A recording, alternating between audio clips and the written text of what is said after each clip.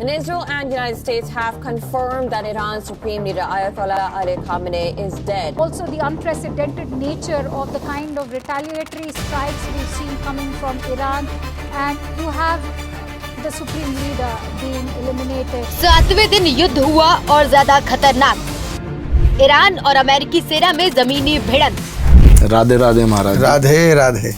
जनवरी में महाराज जी आपने भविष्यवाणी करी थी, खाड़ी प्रदेश में युद्ध को लेकर आशंका आपने जताई थी, और आज ये देखा भी जा रहा है कि ईरान, इजराइल और अमेरिका का युद्ध हो रहा है। ज्योतिष के आधार पे आप इसमें कुछ बताएंगे कि ये युद्ध के क्या परिणाम होंगे अगर इजराइल और ईरान, और इंडिया की क्या भूमिका रहेगी? क्या बात है, बहुत बड़ी बात। तो आप हमारे दर्शकों को ये बताएं ज्योतिष के आधार पर।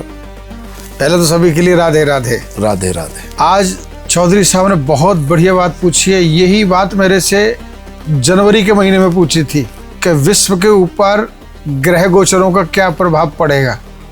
तो समय के आधार पर बताया था कि कुछ खाड़ी देशों को लेकर के कुछ ताकतवर देश आपस में युद्ध करेंगे, और वो आज देखने को मिल रहा है। तो चौधरी साहब आपने बहुत अच्छी बात पूछी थी। इंडिया, ईरान, इजराइल और अमेरिका, देखो शब्द कितने अच्छे हैं।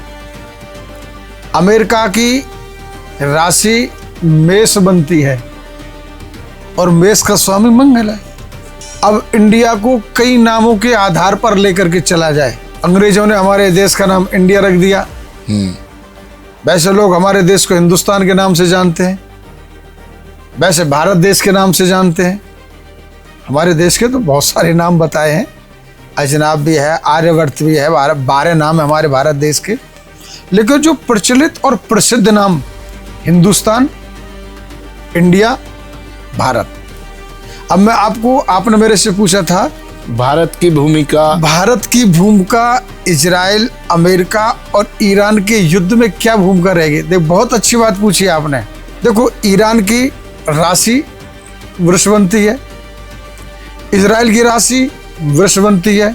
इंग्लिश के आधार पर लेकर के चला जाए तो इंडिया की राशि भी वृषभवंती है। अब देखो एक वृष राशि वाले आपस में युद्ध कर रहे हैं और एक वृष राशि वाला बैठा हुआ है और देख रहा है कि कौन किसके साथ क्या कर रहा है। ये सब ग्रहों का प्रभाव है। वैसे हमारे हिंदुस्तान का नाम, इंडिया का नाम हिंदुस्तान भी है। हिंदुस्तान कर्क राशि में आता है, भारत भागक्षर से हमारा धनु राशि में आता है। देखो राशियों का क्या प्रभाव रहा है। अब देखो हिंदुस्तान कर्क राशि, स्वामी चंद्रमा। इंडिया वृषभ राशि, वृषभ राशि का स्वामी शुक्र।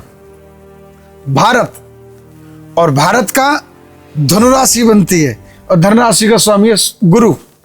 अब हमारा देश तो वैसे विश्व गुरु बनने के लिए जा रहा है, तो विश्व गुरु ये देखता है कि पहली बात तो कोशिश करेगा समझाने की कि मान जाए। वैसे ये युद्ध अधिक दिन चलने वाला नहीं है। ये एक दूसरे को संभालने की कोशिश करता है। भारत देश स्वयं ये चाहता है कि आपस में मिल करके रहें, किसी से युद्ध ना करें, ना झगड़ा करें।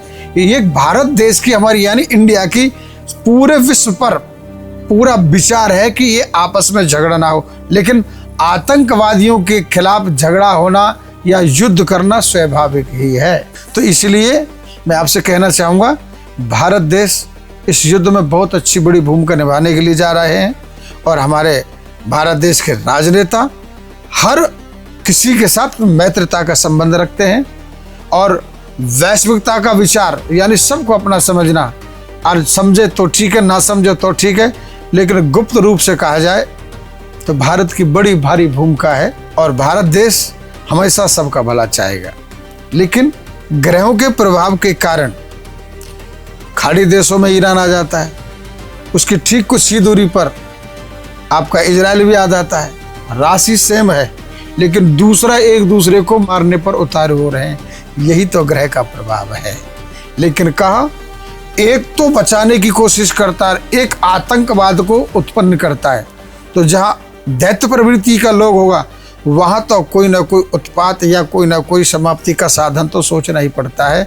लेकिन ये युद्ध बहुत जल्दी समाप्त हो जाएगा, लेकिन पूरे विश्व पर इस युद्ध का प्रभाव बहुत ज़्यादा पड़ेगा। इसलिए मैं उज्जवल एस्ट्रो के माध्यम से सभी से ये कहना चाहूँगा, ये युद्ध होता रहा है लेकिन ज़्यादा अधिक समय के लिए नहीं, और सब ठीक हो जाएगा। बोलिए राधे राधे। राधे राधे।